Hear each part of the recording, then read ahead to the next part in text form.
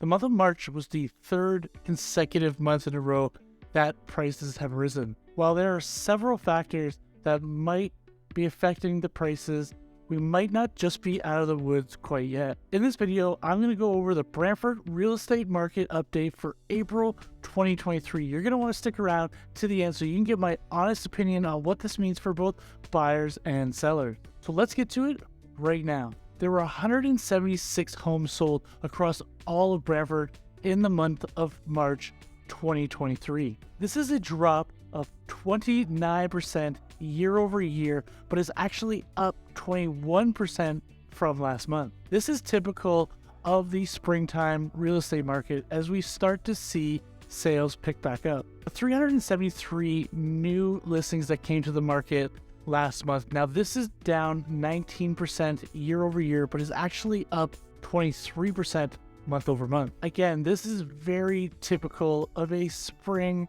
real estate market, but it is nowhere near the craziness that we saw at last year around this time. Inventory levels dipped further in the months of March from 3.2 months in February down to 2.64 months in March. Now that we've dipped below 3 months of inventory, we are starting to slide back into a seller's market. It is not quite the way it was last year, but if inventory levels continue to go down, we could find ourselves in a full-blown seller's market. Although some homes are selling in multiple offer situations, that does not mean it is the case for every listing in the city. The average day on the market actually fell 11 days from 35 days down to 24 days on the market.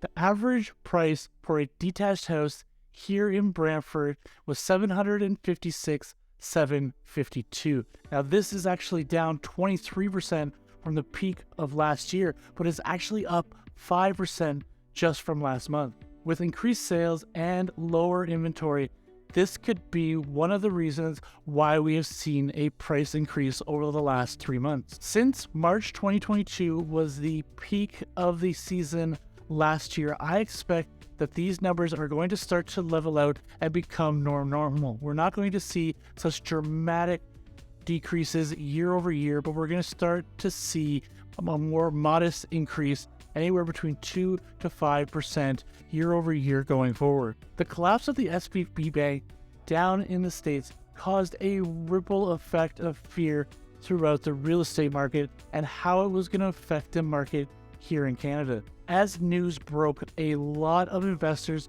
started flocking to safer investments like the Canadian bond market. By flocking to the Canadian bond market for safety, it caused the 5-year and 10-year bond yield rates to plummet. And by plummeting, they caused a direct impact on fixed rate mortgages.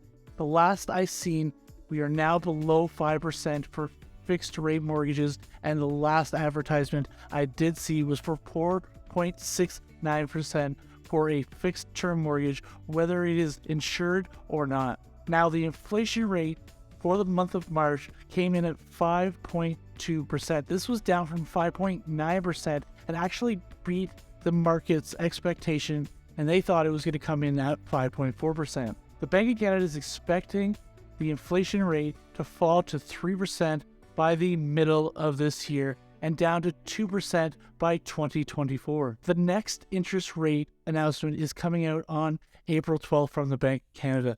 Now, everyone expects that the bank is going to continue to pause and see how their previously tightening the market is going to play out in the market, but there is never any guarantee on that.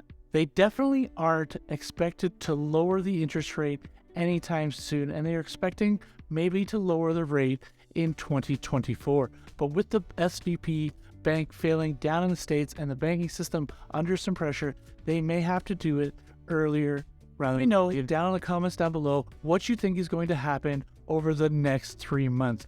Have the prices bottomed out, or is there still more of a correction below? I really love to know your thoughts, so leave a comment down below. What does this mean for sellers? Now that sales are up and inventory levels are down and a 5-year fixed rate mortgage is below 5%, I believe we're going to be headed into a busy springtime. This is typical of the real estate market here in Canada in the springtime, but we are not going to see the craziness that we saw last year. Even though prices are up for the third month in a row, that doesn't mean that every neighborhood has been affected the same. There are still some price corrections going on in some neighborhoods. So you're going to want to look at your specific neighborhood and what's going on there when determining the price on selling your home. If you do need to sell, the spring market is one of the best times to sell your home. The other time is in the fall market. Because the market is different in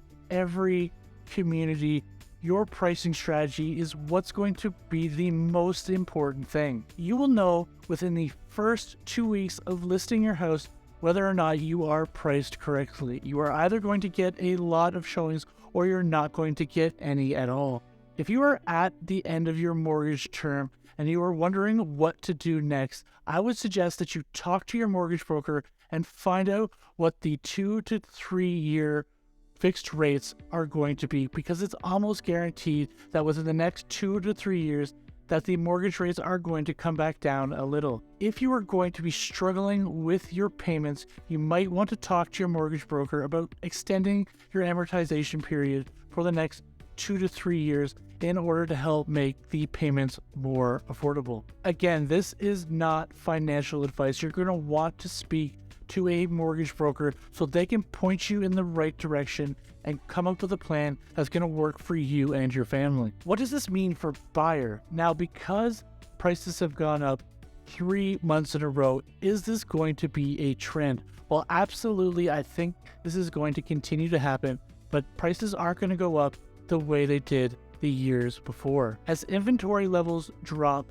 prices usually increase, but as inventory level drops, the competition on homes also increases. Now, I'm not saying that you're going to end up in a multiple offer situation on a home that you can find, but there is a chance that if the house is priced right and is ready for the market and has a lot of features that other buyers are interested in, you could find yourself in this situation. That's also not to say that you're not going to be able to find the home that you absolutely love and still be able to negotiate on the price. As mentioned before, there is still some correction going on in different communities around the city. So there is still a chance for you to get a great deal on a home here in the city. Sellers are still willing to negotiate and they are willing to fix some of the things that are found on the home inspection report. Like I always say, you want to lock in your rate sooner rather than later, because there is no guarantee that the Bank of Canada is not going to raise